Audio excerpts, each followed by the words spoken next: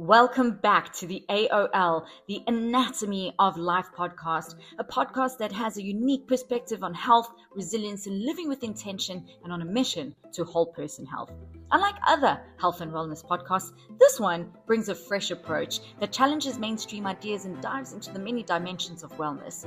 And before I introduce the guests for this episode, AOL's focus for season 2 is on relationships, both in the way that we as a society talk about relationships and also beyond the traditional sense of the word. This is where we include interactions with healthcare, lifestyle, and self-care practices. Not only our relationship to ourselves, our partners, friends, stress, food, music, education, creativity, finances, and our healthcare providers, but also our relationship to spirituality. And as Brené Brown says in The Gifts of Imperfection, spirituality is recognizing and celebrating that we are all intricately connected to each other by a power greater than all of us, and that our connection to their power and to one another is grounded in love and compassion. Practicing spirituality brings a sense of perspective, meaning, and purpose to our lives. In this episode of the Anatomy of Life podcast, we are joined by an introspective educator and a lifelong learner whose journey through dance, physical therapy, early childhood education, and yoga has shaped her unique approach to spirituality, intuition, and holistic well-being. Her philosophy is rooted in empowering others to tune into their inner guide, their highest wisdom and intuition, to gain insight and clarity about themselves. Not only is this guest a seasoned instructor spanning yin yoga, ashtanga, mindfulness practices with extensive experience, including delivering workshops and assisting foundational and advanced yoga trainings in Qatar, the UAE, Vietnam, and the US, but has trained with renowned teachers like Forbury, Jofi, and is currently a One Breath Institute student, working on completing her introspective breathwork certification. She blends disciplines such as myofascial release, meditation, and yoga nidra into her teachings and believes that yoga is for everyone. And just as our needs evolve throughout life, so too should our practices. And in this episode, we explore the intersection of spirituality, our relationship with spirituality, but looking at practices such as yoga and sound healing. Together, we delve into how listening to our inner mentor can guide us toward insight, clarity, and authentic living. She is the inspiring Aymara Baquero. Oh, thank you so much, Lexi. Thank you for inviting me to be part of this beautiful project. I'm so excited to be here. Thank you, Aymara. I'm going to start by going through your personal journey. And I want to get the listeners just to get to know you a little better and connect with you. So what inspired you to transition from dance, physical therapy, and early childhood education into teaching yoga and exploring spirituality? So what drew me to yoga and spirituality was experiencing the transformative power of these practices during a very challenging time or period of my life. I feel like my background on dance and physical therapy kind of build the foundation of understanding the connection of the body and the mind. And can you share a pivotal moment in your life when intuition guided you to make a significant decision? So I believe that it was the moment I decided to move to Qatar, to move here where we are today, moving here with my husband. At the time, we were living in Pittsburgh in US, but something inside of me was telling me to move, literally to move to a different place, but to move in a different direction personally. So I believe that was that moment, that click of taking the decision. My intuition was just like, just move, just go to Qatar. I have a similar story.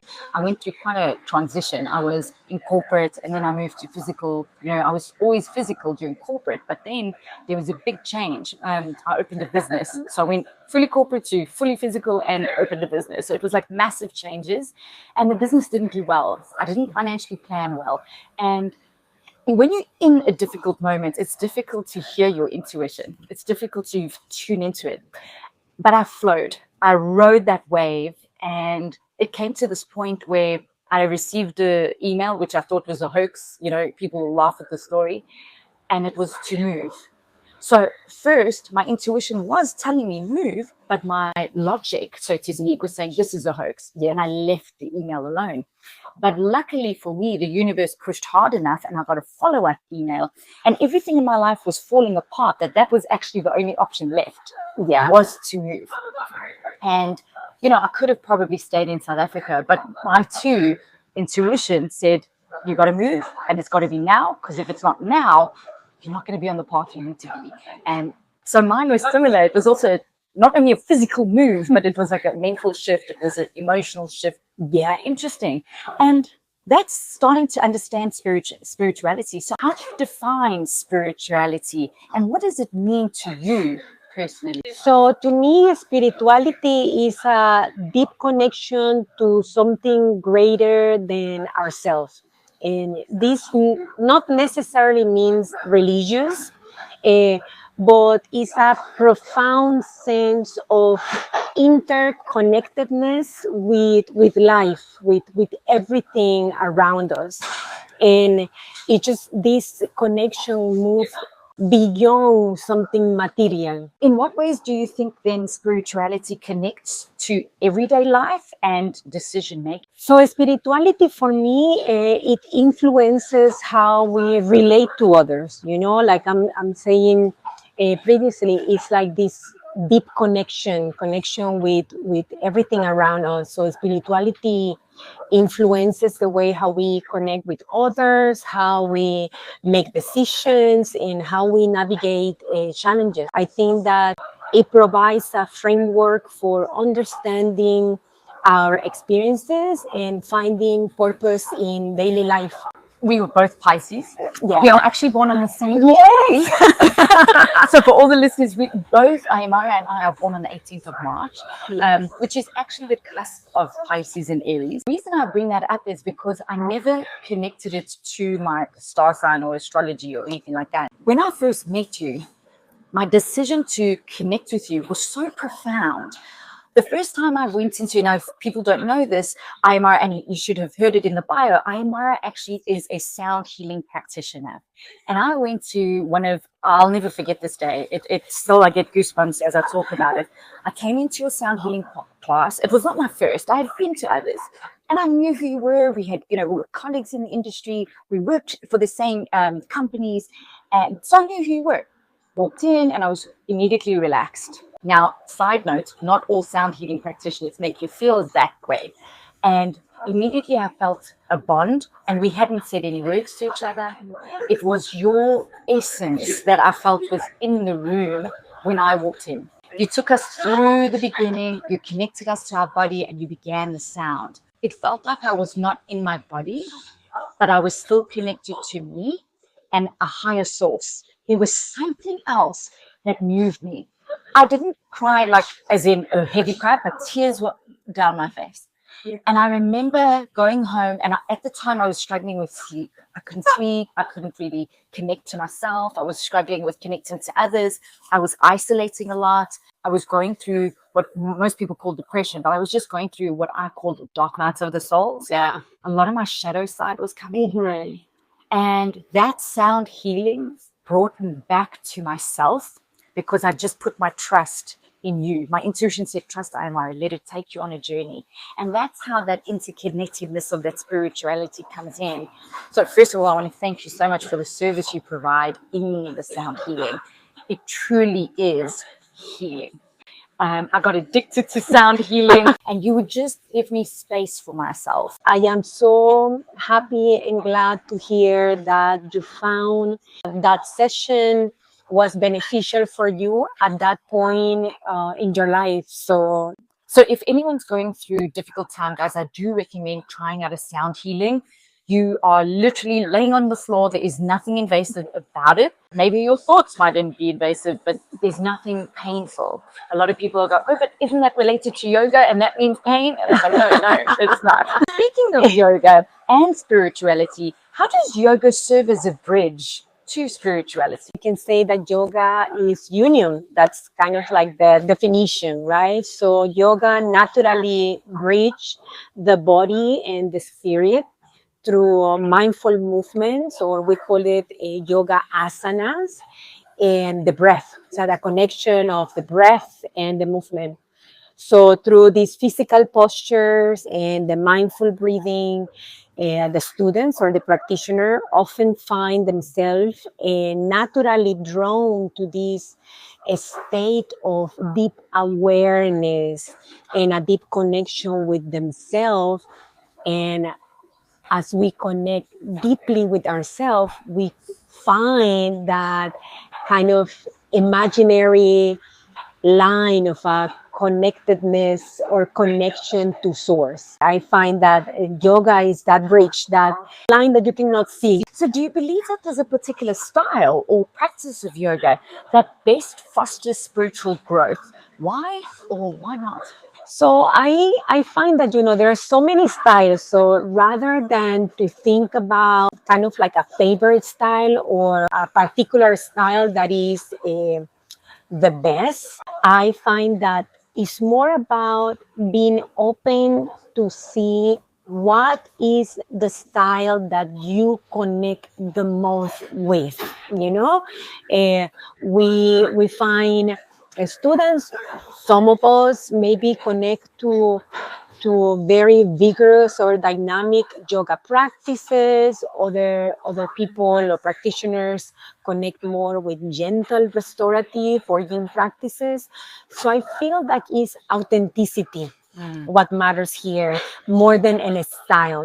What you feel that is calling to you, that is connected to you, and immediately you're gonna feel it. It's like when you go to this class, rocket class or a yin class or a gentle flow, it's like everything in you, Yes. as a union, it's a click. You're like, okay, this is what works for me. And that's exactly what I experienced with sound healing. And so I find that my practice is restorative. Yeah. Find what is authentic to you.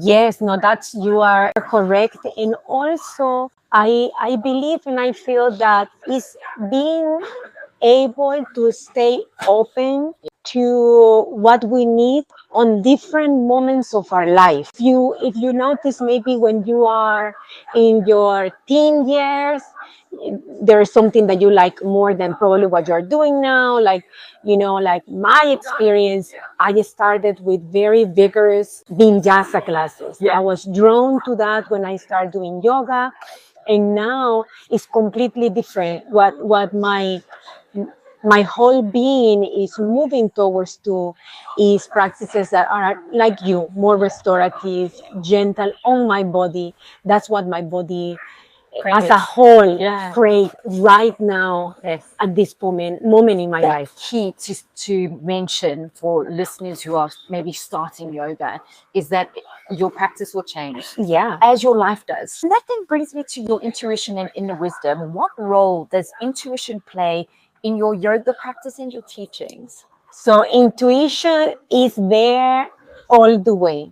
It's kind of like my compass, what guides me in the way how I sequence my classes, in the way of how I adjust or not adjust my students, the different options that I give them.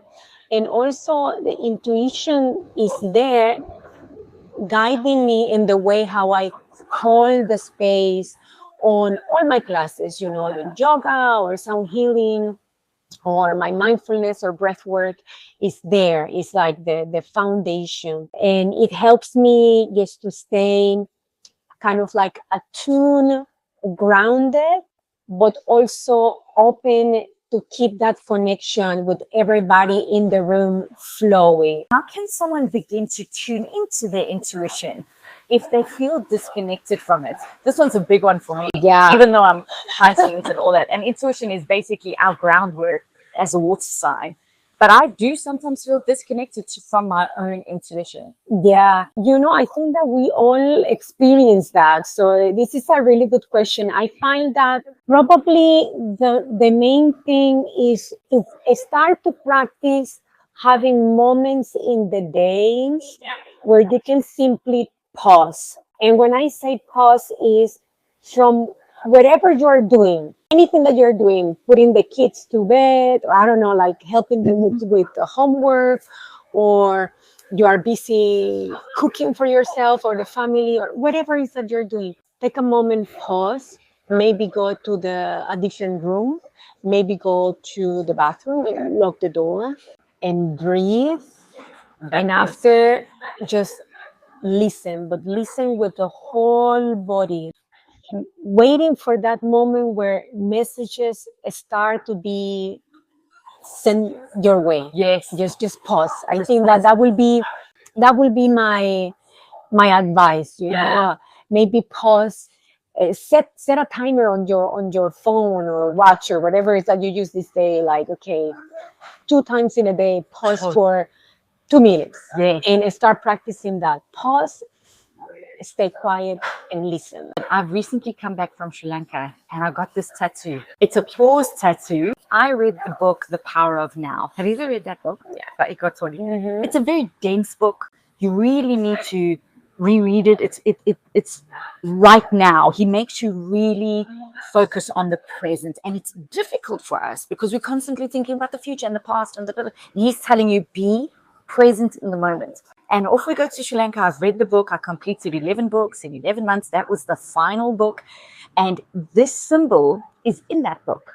And before you start reading, he says, read a chapter. And when you see this symbol, wherever this symbol arises, stop, pause, take a deep breath in, and like he says, as you're exhaling, begin to process what you just read and remain in that moment. So the fact that you've just said that is so mind-blowing to me, because I literally got this tattoo for this reason. It's a reminder to stop. Yeah. And to get back in the body. That when you feel and listen with the whole body, when you close your eyes and you can feel tension, maybe you feel tension in your hip, maybe you feel tension in your neck, maybe you feel tension in your tummy. That's where you have to breathe life in spaces. Yeah. Because we're talking about sound and silence and all of that, we're talking about sound healing and meditation. How does sound healing enhance spiritual practice? And what do you think makes it so powerful? The sound vibration works on multiple levels, physically, emotionally, and energetically. And it helps bypass the thinking mind. Our minds are always jumping from thought to thought.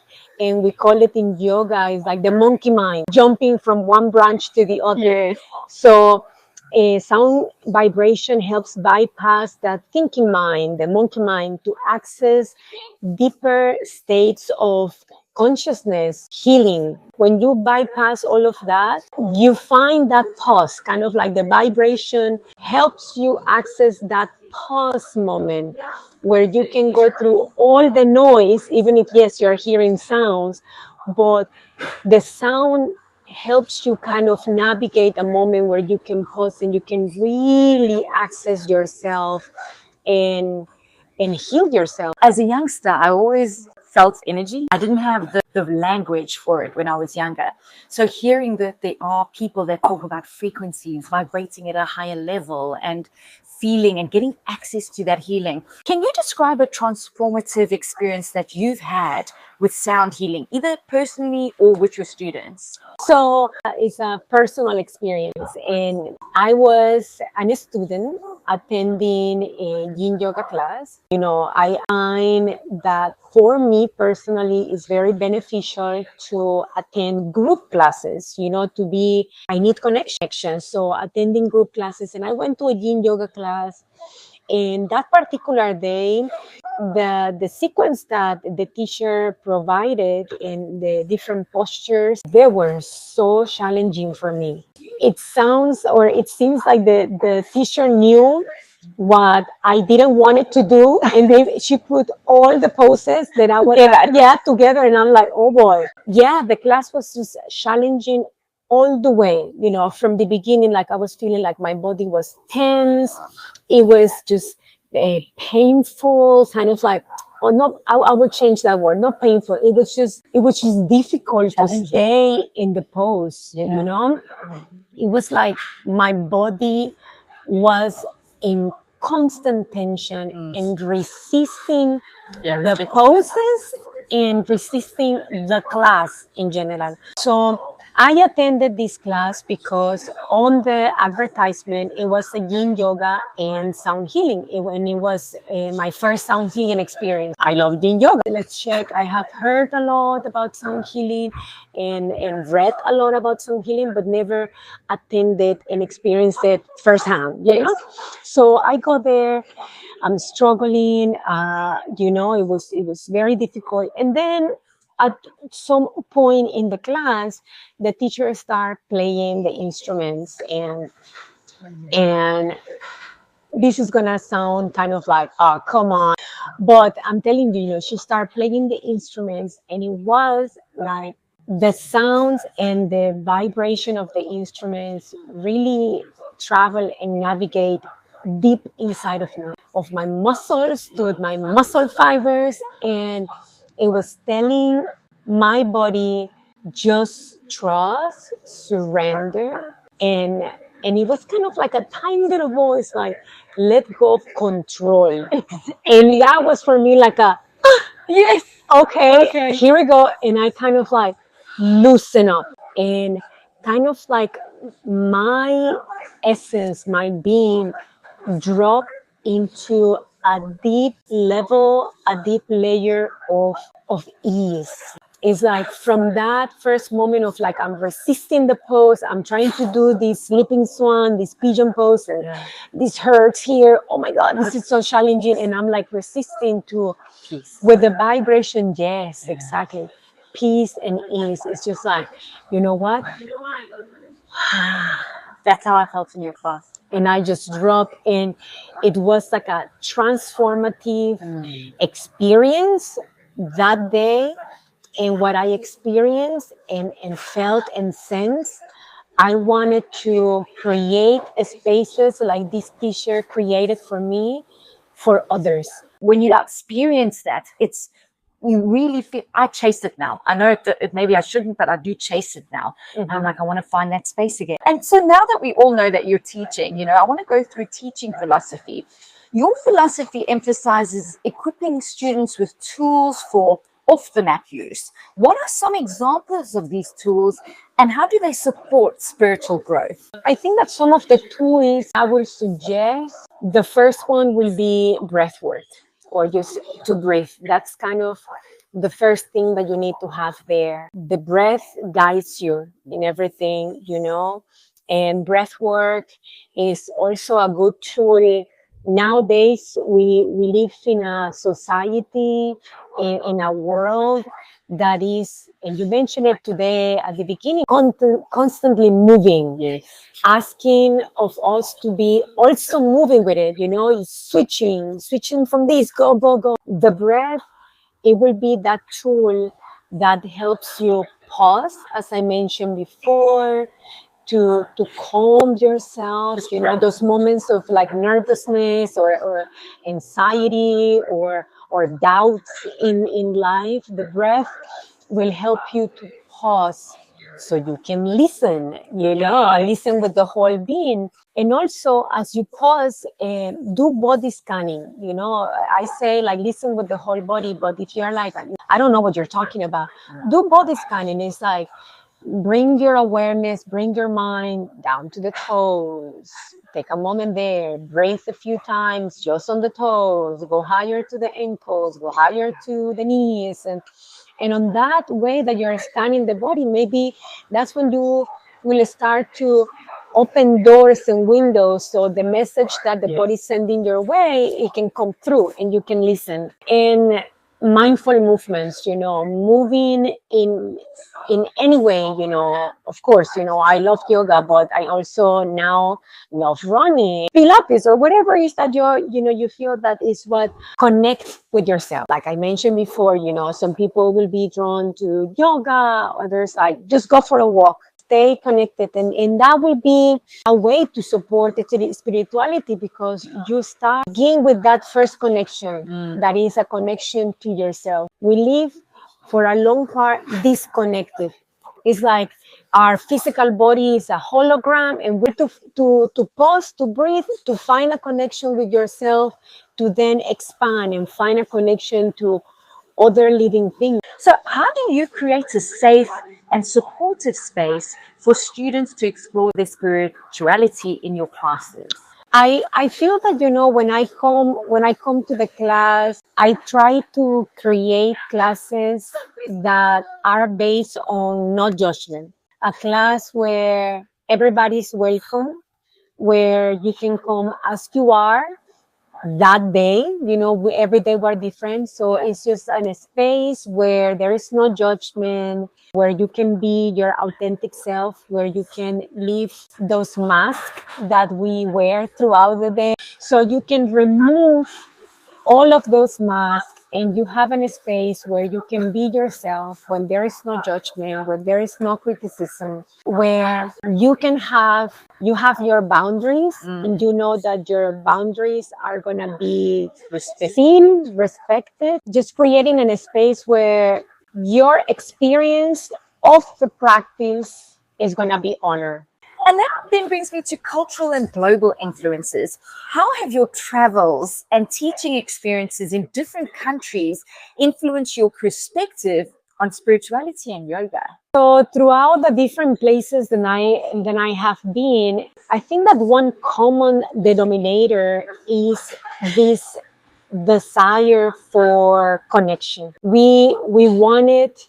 We crave it, maybe consciously, maybe unconsciously, but it's there. It doesn't matter, if I was teaching a workshop in US or in UAE or Vietnam, it doesn't matter. I think that one thing that I saw the most on the practitioners and the people around me in that particular point or time was this desire to connect. We need it and we want it. I feel that the human race, we are lucky that in this time it is being accepted. Whereas before, connection was this thing where people are like, no, what do you mean? What are you talking about? But it is the essence of being a human. I was explaining to clients, just asking me about, eating, how to eat healthy and what to eat to be healthy and all these other things. And I said to you, the number one thing I want you to realize is you can be doing all those things brilliantly, but if you don't have good and cultivated relationships around you, your life could be very unfulfilling. So yeah, you'll have the six pack and you'll be just optimally healthy, but mentally and emotionally you won't be fulfilled, you won't be healthy, and you won't be satisfied. Yeah. And I said to her, there's this thing, and it's true, where you can take a newborn baby and not give them any water or anything, but give them a ton of love, and they'll probably still survive because you love them and they can feel the human connection. Remove human connection and they will pass away. Yeah. It's a real thing. It's tangible. That human connection is by far universal language. With challenges and misconceptions, what are some common misconceptions about spirituality or intuition that you encounter? The main one right there will be like, oh, you must be flexible, or you must be thin or long to do yoga. That's not true. So for those of you listening, you don't need any of those things to come to a yoga class. Hundreds. Or listening and saying like sound healing, like, that doesn't work. That's just some random person hitting on this gong, and that's like a placebo, it doesn't work. It will be good if there is research out there about the benefit. Is being studied of the vibration of different instruments, the voice, somebody singing. The last one I will say is that intuition is not reliable. Like, it's something that, like, don't follow that. Don't listen to that. I think that those will be kind of like the main ones. So how do you help students navigate doubts or skepticism about spirituality or sound healing? So I address skepticism by encouraging experiential learning, while honoring doubts, like I think that it's normal. We're human beings that we have kind of doubts, but also to be open to try it, to have the experience, and just once you try it a few times, you will see, you will feel it. What we're talking about today. Go and try it. Try yoga, try sound healing, try it. I never say push the doubts away. No, okay, they exist. They are there. Yes. Yeah.